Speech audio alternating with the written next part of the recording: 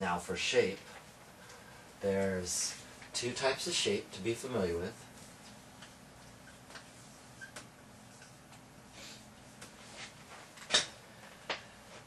Your text calls one the electronic shape,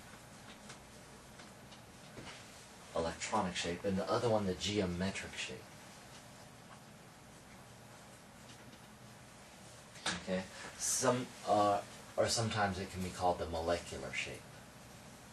Either way, or some combination of those words. So there's one type of shape called the electronic shape or electronic geometry. Another type called the geometric shape or the molecular geometry or molecular shape, or sometimes molecular geometry. Any combination of those words. Here's the difference.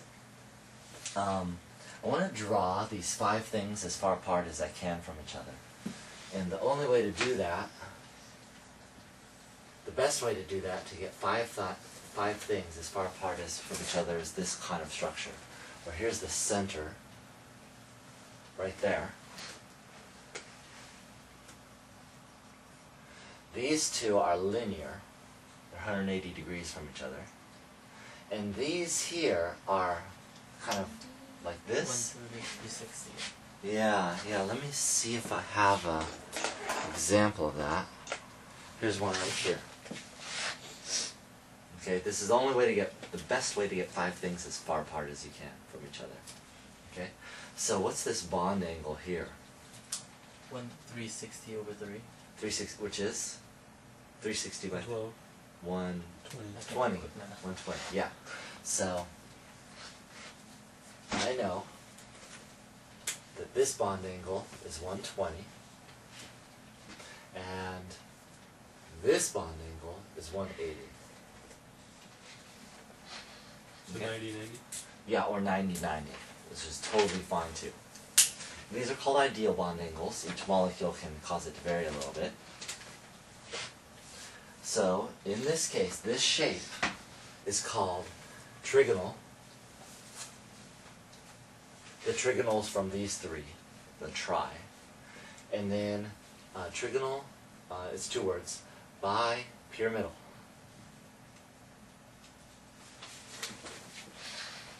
You gotta know that name. That is the, where did I just put my molecule? Oh, here it is. That's the name of this shape. Okay? Alright, I want to draw this so it looks like that. Okay? So let me do that. Fluorine. We've got fluorine, a fluorine, a fluorine, and then I'll just draw the lone pairs and lobes. That's how your book likes to do it. So those lone pairs there, I just drew them right here. And now let me put the lone pairs on all the fluorines.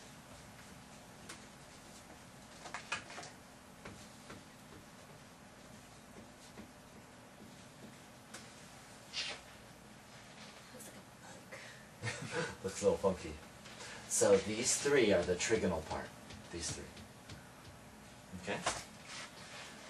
So again, this is the electronic shape. I'll put that, the little electronic. That's just one of the 2 names you need to know for 2 shapes. Every molecule is going to have 2 shapes. The second shape is called the geometric or molecular shape. Okay?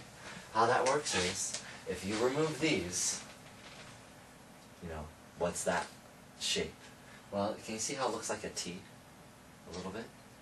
And we call this T-shaped. And that is the geometric shape name.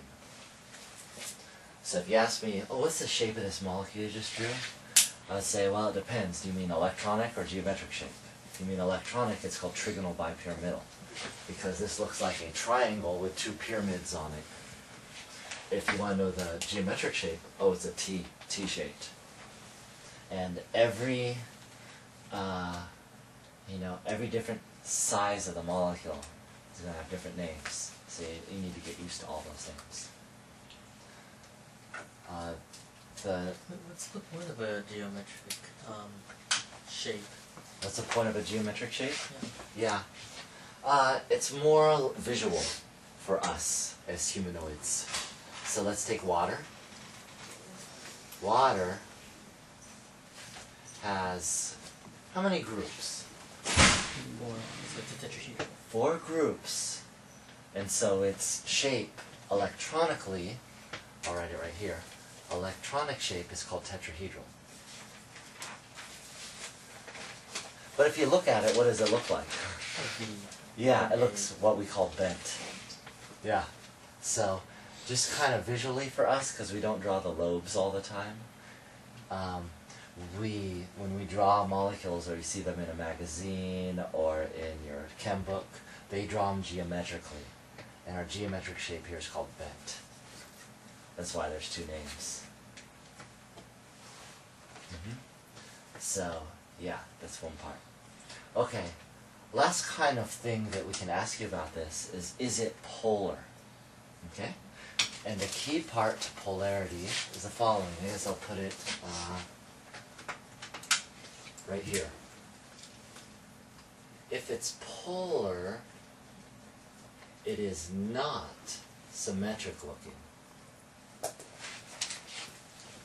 Okay? The opposite is true. If it is non-polar, it's symmetric. Polar means that there's a net dipole. Okay, so there's some sort of dipole in there somewhere. And that happens, there's always a net dipole when it looks unsymmetric. So, to do polarity, you have to be looking at the 3-dimensional shape. Not this. This is not 3-dimensional, but this one. Yeah? Is there a reason why the angles are divided up like that for the pyramid? This part? As opposed to... Just dividing one, like 316 to like 5 parts? If you divide 360 into 5 parts, that means you're assuming it's planar. Okay.